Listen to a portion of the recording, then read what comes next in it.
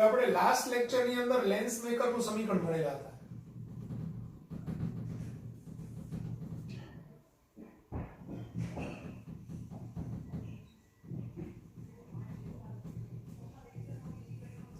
શું હતું સમીકરણ આપણું? તો 1/f is equal to n2 minus n1 by n1 1/r1 minus 1/r2. હવે જરાક હું આ સમીકરણને જ વધારે સારી રીતે વ્યવસ્થિત પહેલા તો સમજાવી દઉં. આપણી પાસે કોઈ એક લેન્સ હોય, બહિર્ગોળ અથવા તો અંતર્ગોળ. તો પેલા બહિર્ગોળ લેન્સ માટે સમજાવું.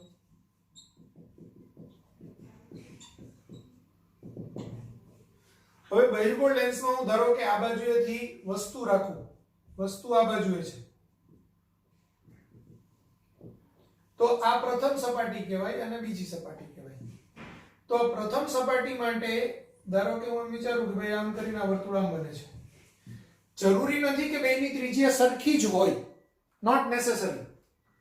હવે આપાત કિરણ તો આપણું આ દિશામાં થયું, તો અહીંથી આપણે આપાત કિરણની દિશામાં માપેલું અંતર કેવું લેવાય? ધન લેવાય. એટલે અહીંથી આ અંતર r1 કહેવાય અને એ ધન આવશે. બરાબર.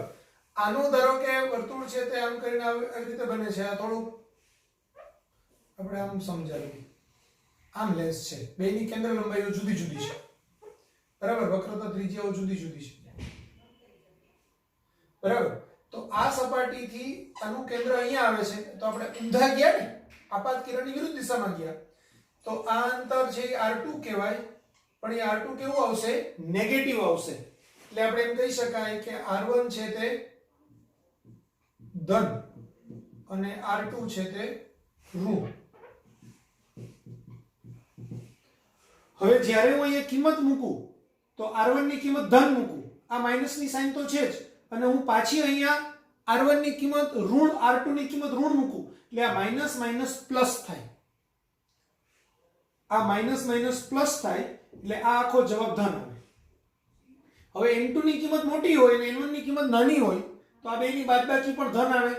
i ધન છે, i ધન છે, i ધન છે, એટલે આપણો f છે તે ધન આવે. એટલે બહિર્ગોળ લેન્સ માટે કેન્દ્ર લંબાઈ f ધન મળે. બરાબર. પણ ધન ક્યારે મળે? જ્યારે n2 is greater than n1 હોય.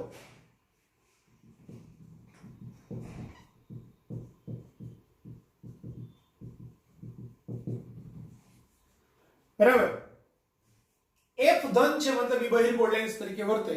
બહિર્ગોળ લેન્સ તરીકે વર્તેનો મતલબ શું થાય? કે બહિર્ગોળ લેન્સ છે કોઈ બી સમાંતર કિરણ આવે એને આમ કેન્દ્રિત કરે, જ્યારે અંતર્ગોળ લેન્સ છે સમાંતર કિરણોને વિકેન્દ્રિત કરે. એટલે આ લેન્સ છે એ કેન્દ્રિત કરવાનો પ્રયત્ન કરશે. આ એક વસ્તુ થાય. એટલે પહેલા આપણે તો અહીંયા શું સમજવાનું છે કે આપણે જ્યારે બહિર્ગોળ લેન્સ લઈએ ત્યારે એની પહેલી સપાટીની વક્રતા ત્રિજ્યા ધન લેવાની, બીજી સપાટીની વક્રતા ત્રિજ્યા ઊંધા જઈએ છીએ એટલે ઋણ લેવાની.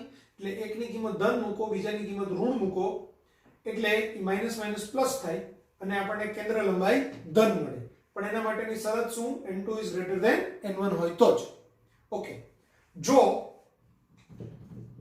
r1 બરાબર r2 હોય, r1 બરાબર r2 બરાબર r હોય, તો r1 બરાબર શું લેવાનું? પ્લસ r, r2 બરાબર માઈનસ r લેતા.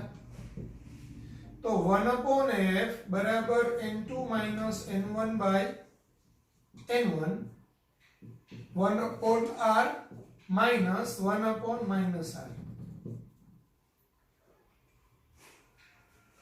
એટલે મને સમીકરણ મળે 1/f બરાબર n2 minus n1 by n1 2/r. કારણ કે આ માઈનસ માઈનસ પ્લસ થાય, 1/r plus 1/r એટલે 2/r. તો f બરાબર n1r upon 2 બ્રેકેટમાં n2 - n1 આ વ્યાપક સૂત્ર થાય ક્યારે જ્યારે કોઈ બહિર્ગોળ લેન્સની બંને વક્રતા ત્રિજ્યાઓ સમાન હોય ખાસ કિસ્સો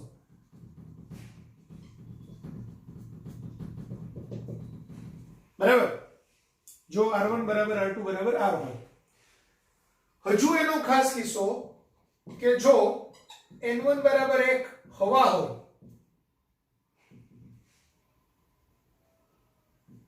તથા n2 = n તો આપણે એમ કહી શકાય કે f બરાબર આ હવા માટે 1 લેવાનું એટલે બે જગ્યાએ 1 લેવાનું તો r/2 n - 1 તો દ્વિબહિર્ગોળ લેન્સની કેન્દ્ર લંબાઈ શું થાય f = r/2 n - 1 જ્યાં n છે તે જે લેન્સ જેનો બનેલો છે સપોઝ કાચનો બનેલો છે તો કાચનો વક્રી ભવનાંક બરાબર એટલે આ n છે લેન્સના દ્રવ્યનો વક્રી ભવનાંક બહારનું માધ્યમ હવા છે એટલે આપણે ત્યાં n1 = 1 લઈ લીધું તો આપણું સૂત્ર થાય f = r/2 બ્રેકેટમાં n - 1 ક્લિયર અહીંયા આ માઈનસ માઈનસ પ્લસ થાય છે હવે અંતર્ગોળ લેન્સ હોય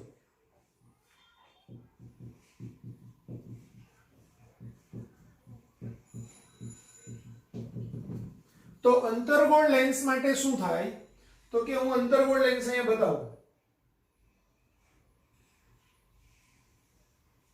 જુદી જુદી કેન્દ્ર લંબાઈ બે આપણે વક્રતા ત્રિજ્યાઓ છે બે બાજુએ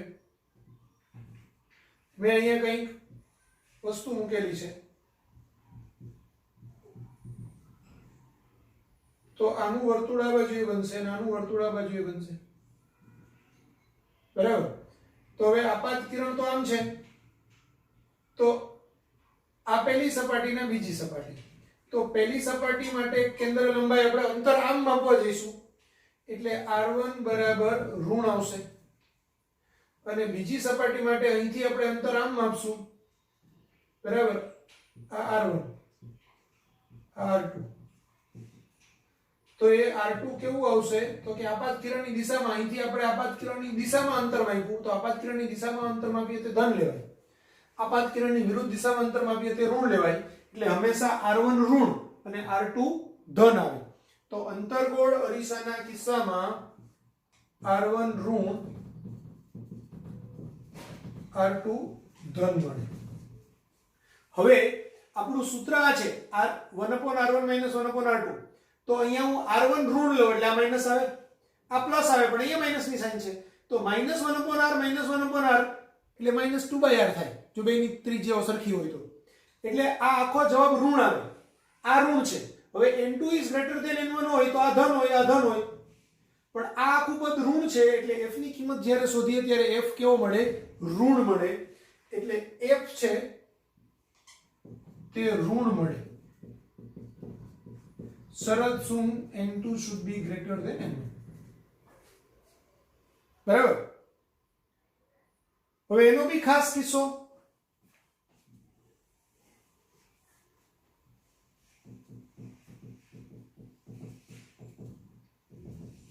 જો r1 = r2 = r હોય તો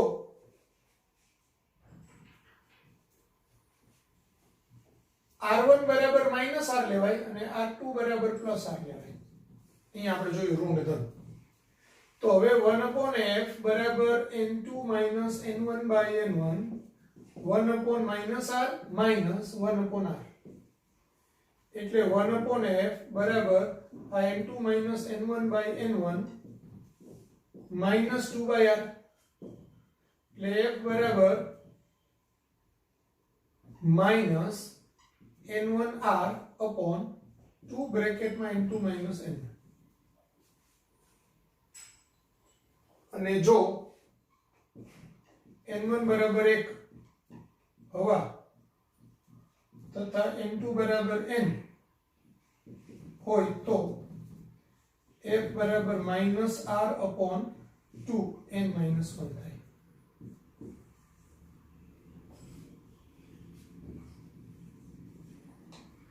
તો સમદ્વિબહિર્ગોળ લેન્સ હોય તો r upon 2n - 1 થાય અને સમદ્વિ અંતર્ગોળ લેન્સ હોય તો એ -r/2n - 1 થાય. ક્લિયર થઈ ગયું? તો ક્યારે શું ધન લેવું ઋણ લેવું, કેવી રીતે શા માટે ધન ઋણ આવે અને એના સૂત્રો, અને દ્વિબહિર્ગોળ લેન્સ હોય કે દ્વિ અંતર્ગોળ લેન્સ હોય તો એના બે સૂત્રો.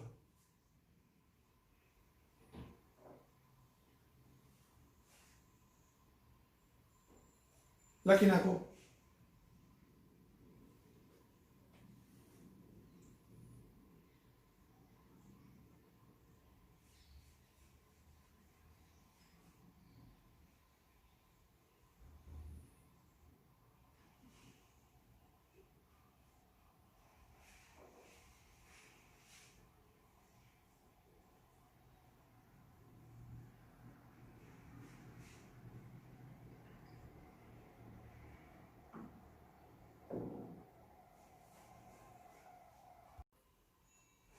હવે લેન્સ મેકરનું સમીકરણ તો છે જ. આપણે લેન્સને પ્રવાહીમાં મૂકીએ ત્યારે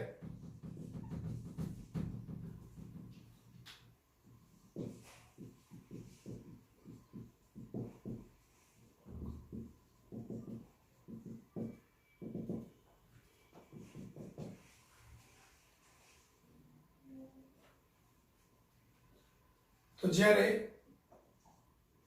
mg વક્રી ભવનાંક વાળા લેન્સને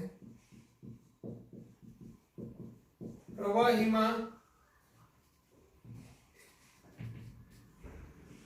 nl વક્રી ભવનાંક વાળા પ્રવાહીમાં ડૂબાડેલા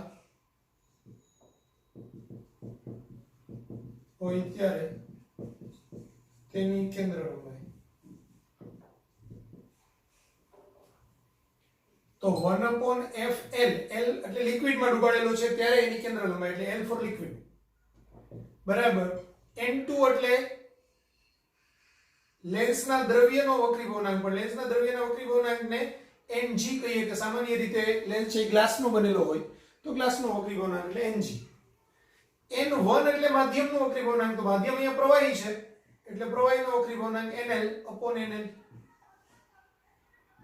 બ્રેકેટમાં 1/r1 - 1/r2. સમીકરણ નંબર 1. જો આ જ લેન્સને હવામાં રાખેલો હોય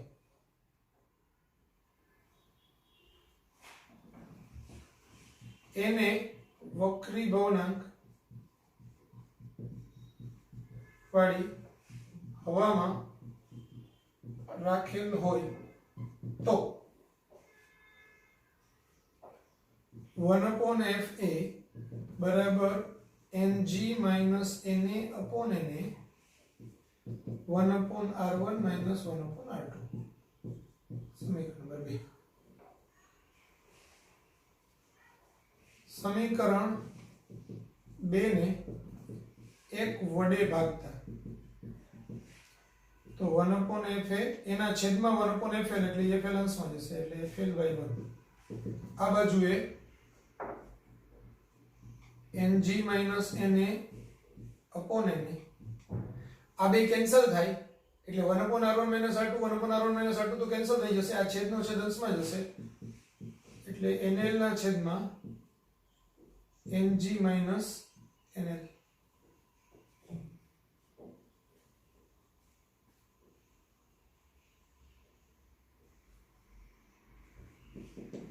એટલે fl છેદમાં fa બરાબર nl/na ગુણાકારમાં ng - na upon ng - na.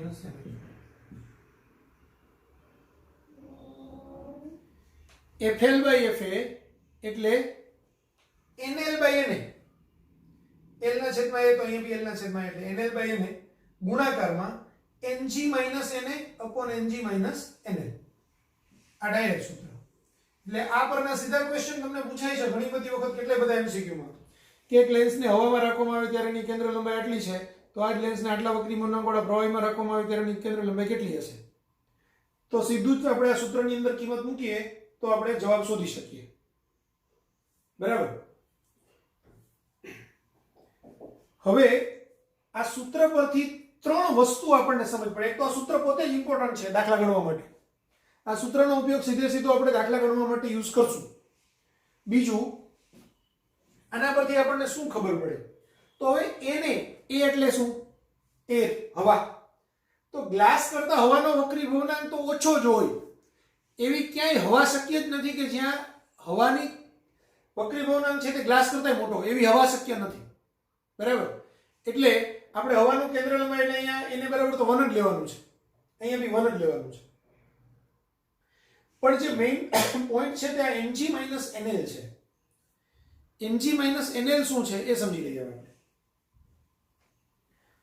તો એક શક્યતા એવી હોય કે mg is greater than nl હોય તો બહિર્ગોળ લેન્સ બહિર્ગોળ તરીકે વર્તે અને અંતર્ગોળ લેન્સ અંતર્ગોળ તરીકે વર્તે. mg is greater than nl હોય તો બહિર્ગોળ તરીકે જ વર્તે અને અંતર્ગોળ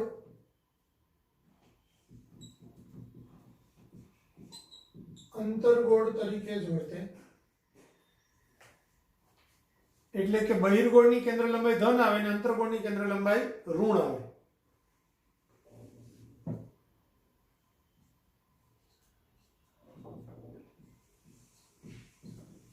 બરાબર. એટલે કે લેન્સનો પ્રકાર બદલાતો નથી.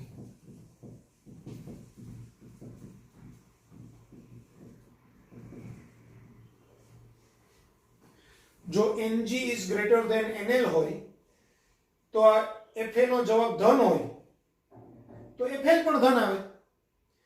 હવામાં જો બહિર્ગોળ લેન્સ છે એ સમાંતર કિરણોને કેન્દ્રિત કરવાની વૃત્તિ ધરાવતો હોય તો એ લેન્સને જ્યારે એવા પ્રવાહીમાં મૂકીએ કે જ્યાં પ્રવાહીનો વક્રીભવનાંક છે એ ગ્લાસના વક્રીભવનાંક કરતા ઓછો હોય તો એ પ્રવાહીની અંદર પણ એ લેન્સ છે તે fl કેન્દ્ર લંબાઈ સાથે બહિર્ગોળ લેન્સ તરીકે જ વર્તશે. એટલે એનું વર્તણૂક છે એ સમાંતર કિરણોને કેન્દ્રિત કરવાનું જ હશે.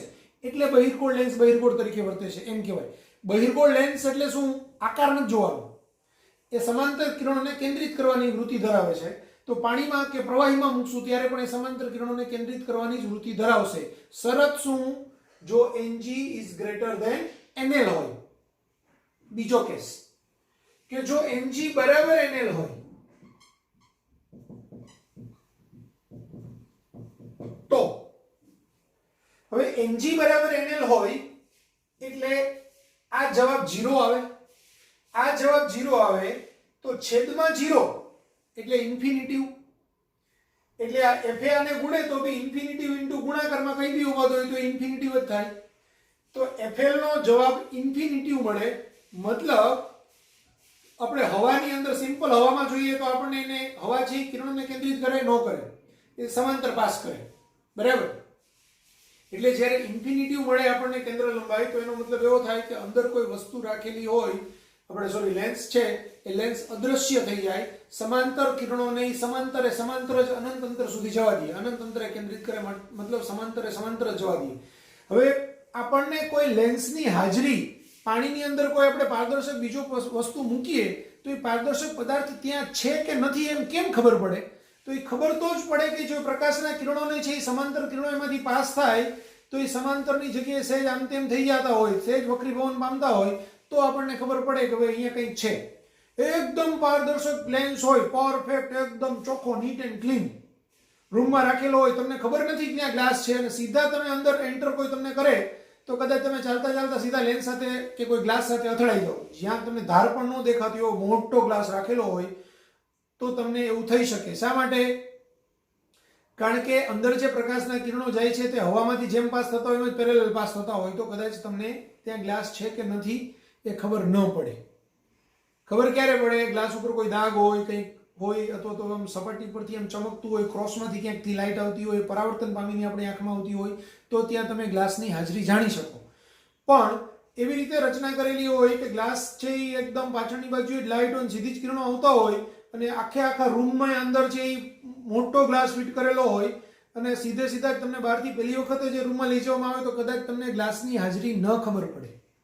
એવી જ રીતે પ્રવાહીની અંદર કોઈ તમે લેન્સ ડૂબાડેલો હોય તો એ લેન્સ છે એ પ્રકાશનું વક્રીભવન કરે એટલે આપણે લેન્સની હાજરી જાણી શકીએ. પણ જો કોઈ લેન્સ એવો હોય કે જેનો વક્રીભવનાંક એ પ્રવાહીના વક્રીભવનાંક જેટલો જ હોય તો સમજો, આમ બી લોજિકલી સમજો તો બી તમને ખ્યાલ આવી જશે કે ભાઈ આની અંદર આ પ્રવાહી છે તો પ્રકાશનું કિરણ સીધે સીધું જ આમ પાસ થશે. હવે એની અંદર હું લેન્સ મૂકું છું પણ લેન્સનો દ્રવ્યનો વક્રીભવનાંક પ્રવાહી જેટલો જ છે તો આ પ્રવાહી અને લેન્સ પણ બેના વક્રીભવનાંક સરખા છે એટલે પ્રકાશનું કિરણ તો સીધે સીધું જવાનું છે ને, કારણ કે વક્રીભવન ચેન્જ થાય તો ત્યાં પ્રકાશનું વક્રીભવન થાય. એક માધ્યમમાંથી બીજા માધ્યમમાં ગયું કહેવાય. વક્રીભવનાંક ચેન્જ નથી થતો મતલબ ભલે ને માધ્યમ અલગ અલગ છે પણ છતાં એક જ માધ્યમમાં પ્રકાશીય રીતે એક જ માધ્યમ ગણાય અને સીધે સીધું જાય તો લેન્સ છે તે પ્રવાહીમાં અદ્રશ્ય થાય. તો Ng બરાબર NL હોય તો લેન્સ તે પ્રવાહીમાં અદ્રશ્ય બને છે. એટલે કોઈ બી લેન્સ છે તે પ્રવાહીમાં અદ્રશ્ય બને તેના માટેની શરત છે Ng NL થવું જોઈએ. બરાબર? તો એ અદ્રશ્ય થઈ શકે. ત્રીજો કેસ,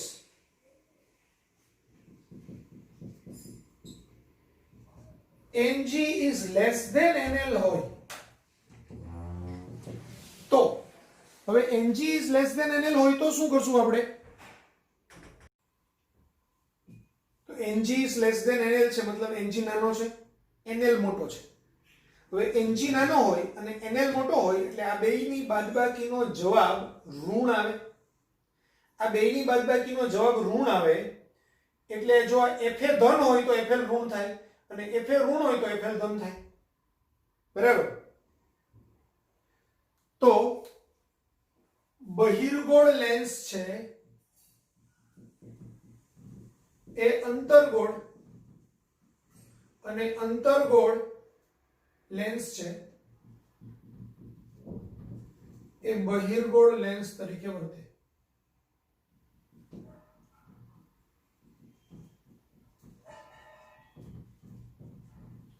એટલે જે બહિર્ગોળ લેન્સ છે એની કેન્દ્ર લંબાઈ Fl ઋણ આવે અને અંતર્ગોળ લેન્સ છે એની કેન્દ્ર લંબાઈ Fa ઋણ હોય પણ Fl ધન આવે. બરાબર? એટલે બહિર્ગોળ લેન્સ છે તે અંતર્ગોળ લેન્સ તરીકે વર્તે અને અંતર્ગોળ લેન્સ છે તે બહિર્ગોળ લેન્સ તરીકે વર્તે. એટલે સ્પેશિયલી આવા કેસમાં કે જ્યાં Ng is less than NL છે એવા કેસની અંદર શું થાય એ સમજી લ્યો.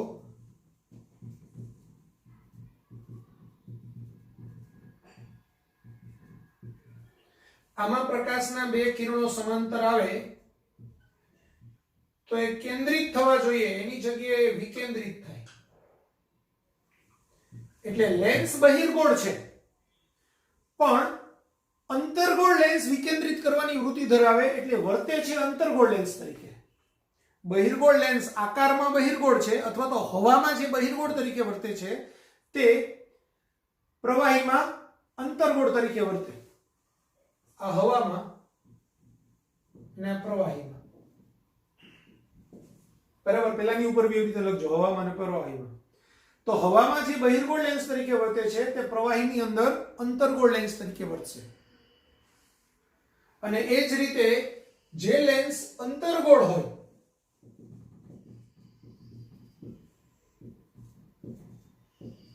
હવાની અંદર જે લેન્સ અંતર્ગોળ તરીકે હોય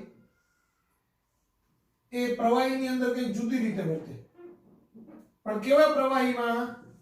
શરત આ Ng is less than NL એટલે કે જે પ્રવાહીનો વક્રીભવનાંક એ ગ્લાસના વક્રીભવનાંક એટલે કે લેન્સ જે દ્રવ્યનો બનેલો છે એ દ્રવ્યના વક્રીભવનાંક કરતા વધુ હોય એવા કેસમાં, દાખલા તરીકે ગ્લિસરીન છે તો ગ્લિસરીનનો વક્રીભવનાંક છે એપ્રોક્સિમેટલી થોડોક મોટો હોય અને આપણે લેન્સ એવો લીધેલો હોય કે ગ્લિસરીનના વક્રીભવનાંક કરતા ઓછો છે તો આવું થઈ શકે.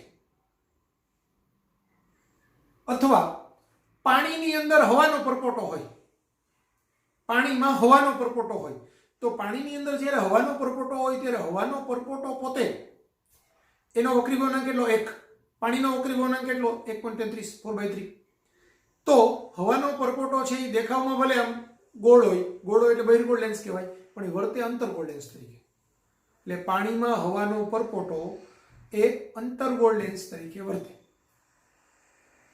તો એની કેરેક્ટરિસ્ટિક આવી હોય કે સમાંતર કિરણો એના ઉપર જે આવે એ સમાંતર કિરણોને એ કેન્દ્રિત કરવાની વૃત્તિ ધરાવે.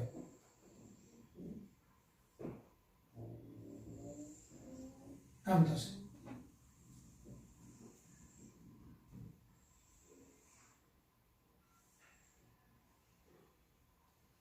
બરાબર.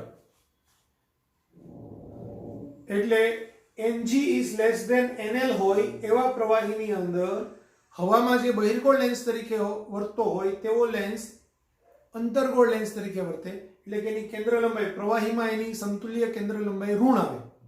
અને જે લેન્સ હવામાં અંતર્ગોળ લેન્સ તરીકે વર્તતો હોય તે એવા પ્રવાહીમાં કે જેમાં Mg is less than NL હોય એવા પ્રવાહીની અંદર એ બહિર્ગોળ લેન્સ તરીકે વર્તે. એટલે કે કિરણોને કેન્દ્રિત કરે અને એની સમતુલ્ય કેન્દ્ર લંબાઈ છે તે ધન મળે. આના માટે F કેવું મળે? FL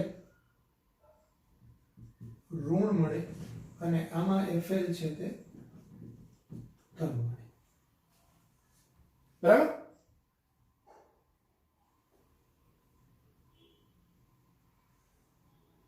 લખી નાખો.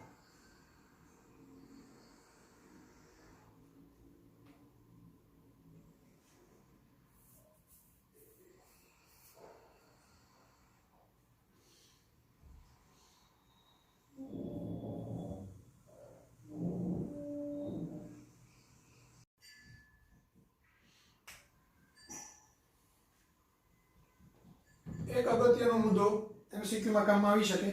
લેન્સની કેન્દ્ર લંબાઈનો આધાર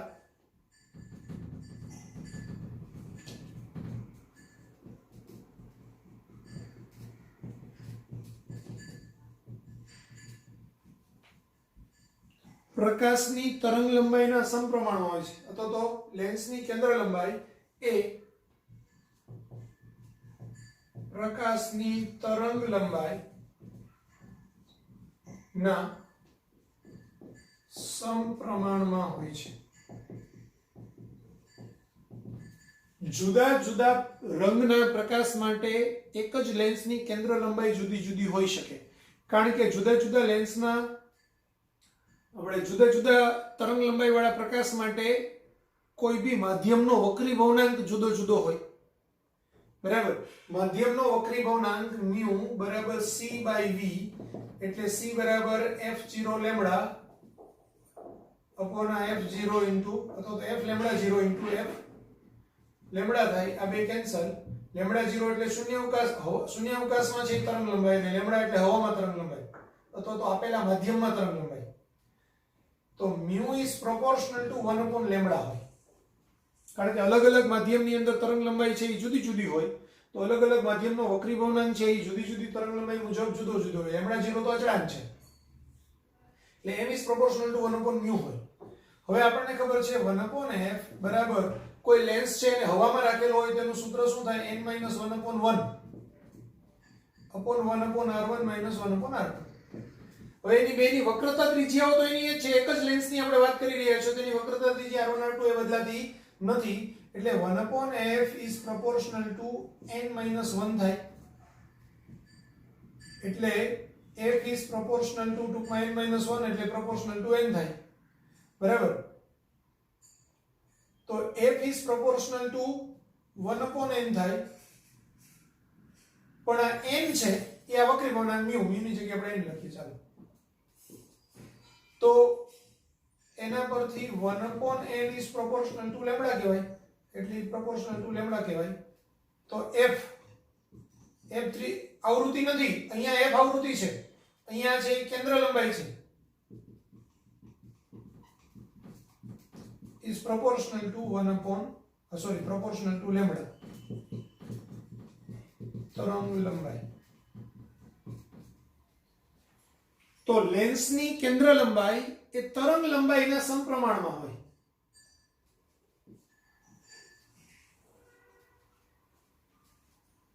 આ યાદ રાખજો કન્સેપ્ટ માટે. એકાદો MCQ આવે તો તમે આના બેસિસ પર એને સમજી શકો. એટલે એના પરથી આપણે એમ કહી શકાય કે FR is greater than F violet,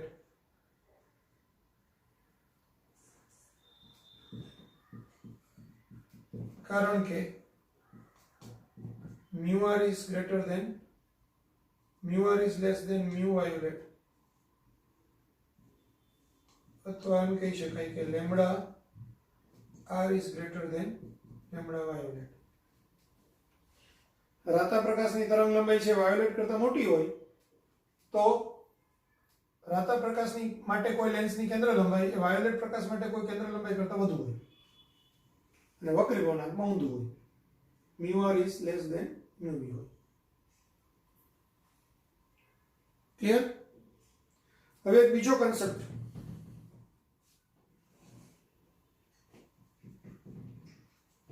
જો કોઈ લેન્સના અડધા ભાગને અપારદર્શક કાળા કાગળથી ઢાંકવામાં આવે તો એક પ્રતિબિંબ આખું રચાય છે અને બીજું પ્રતિબિંબ ઝાંખું રચાય છે. એટલે કે પ્રતિબિંબની તીવ્રતા ઓછી હોય છે.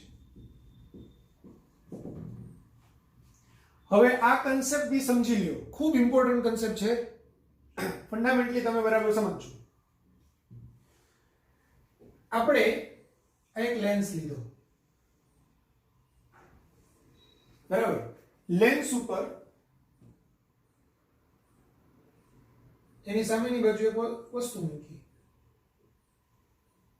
બરાબર. આ વસ્તુનું આપણે પ્રતિબિંબ જોઈએ છે લેન્સ માટે. તો લેન્સ, આ જે વસ્તુ છે ને એ વસ્તુના દરેક બિંદુમાંથી એક એક કિરણ નીકળશે. સપોઝ હું એમ કહું કે આ એક બિંદુ છે તો અહીંથી એક કિરણ આમ જશે. હવે આ f ને 2f હોય, સપોઝ આ f હોય ને આ 2f હોય, તો આ બાજુએ જેટલું અંતર એટલા જ અંતરે આ બાજુ f હશે, એટલા જ અંતરે આ 2f હશે. તો એક કિરણ છે તે કેવું હશે? સમાંતર કિરણ આપાત થાય એ બીજી બાજુએ લેન્સના મુખ્ય કેન્દ્રમાંથી પસાર થાય એટલે એક કિરણ આમ નીકળશે. બીજું અહીંથી છે સીધે સીધું જ એક કિરણ આમ નીકળશે, અહીંથી પાસ થશે. બે કિરણો જ્યાં એકબીજાને મળે ત્યાં પ્રતિબિંબ રચાય એટલે અહીંથી પ્રતિબિંબ અહીંયા ક્યાંક રચાશે 2f થી દૂર, બરાબર. f ને 2f ની વચ્ચે હશે તો પ્રતિબિંબ 2f થી દૂર રચાશે.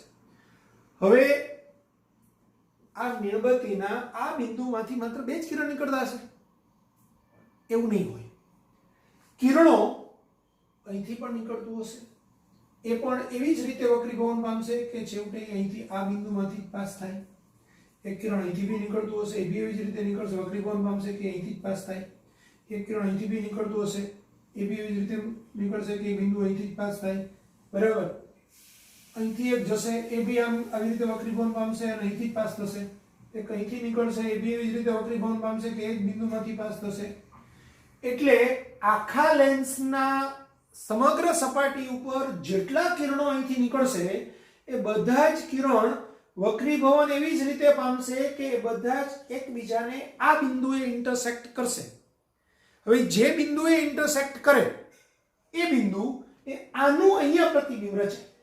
આ પ્રતિબિંબ રચાવવાનો મુખ્ય કન્સેપ્ટ છે અરીસામાં તેમજ લેન્સમાં. અરીસામાં પરાવર્તનથી આવું થાય, પરાવર્તન પામેલા બધા જ કિરણો એક જ બિંદુએથી ઇન્ટરસેક્ટ કરે, અને લેન્સની અંદર વક્રીભવન પામીને બીજી બાજુએ એવી રીતે થાય. તો અહીંથી નીકળેલા બધા કિરણો હવે એવી જ રીતે એના નીચેનું બિંદુ હોય તો એ બી પાછા એવી જ રીતે, એટલે એ બિંદુ અહીંયા બધા ઇન્ટરસેક્ટ કરે. આ ધાર છે તો એ અહીંયા ઇન્ટરસેક્ટ કરે, અહીંનું બિંદુ છે એ અહીંયા ઇન્ટરસેક્ટ કરે, અહીંથી નીકળેલા કિરણો અહીંયા ઇન્ટરસેક્ટ કરે, એટલે એનું પ્રતિબિંબ છે તે કંઈક આવું રચાય.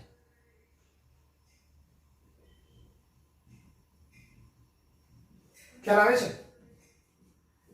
અહીંથી જે નીકળેલા બધા કિરણો એક આમ જશે, એક આમ જશે, એક આમ જશે, એક આમ જશે, એમ બધા કિરણો છે અહીંથી કરી અને અહીંયા રચશે પ્રતિબિંબ.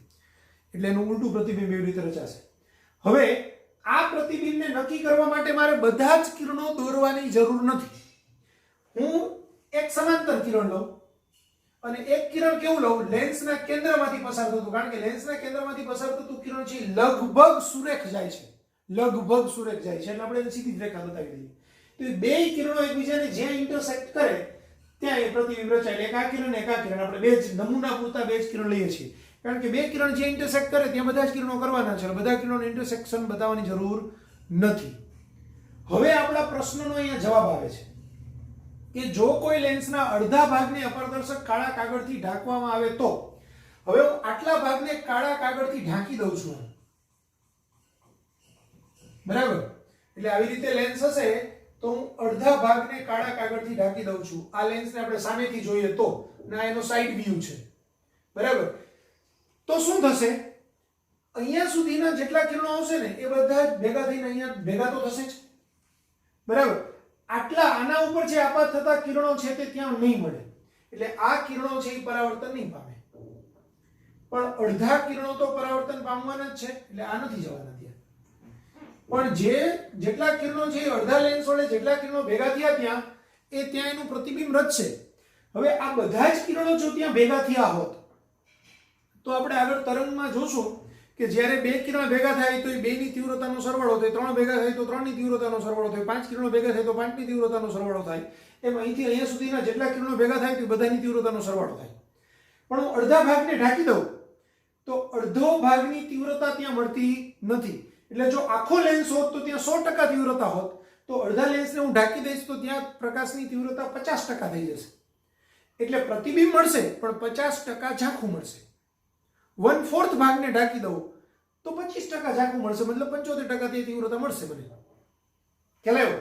એટલે લેન્સનો કોઈ ખૂણો તૂટી જાય તો પણ પ્રતિબિંબ રચવામાં કોઈ તકલીફ થતી નથી. એવો લેન્સ પણ પ્રતિબિંબ રચે જ. એટલે આપણે પ્રેક્ટિકલ કરતા હોય લેબમાં એકાદો ખૂણો થોડો ઘણો તૂટી ગયેલો હોય તો સર આ લેન્સ તૂટેલો છે એટલે મારા રીડિંગ નથી આવતા, તો એ દલીલ ખોટી છે.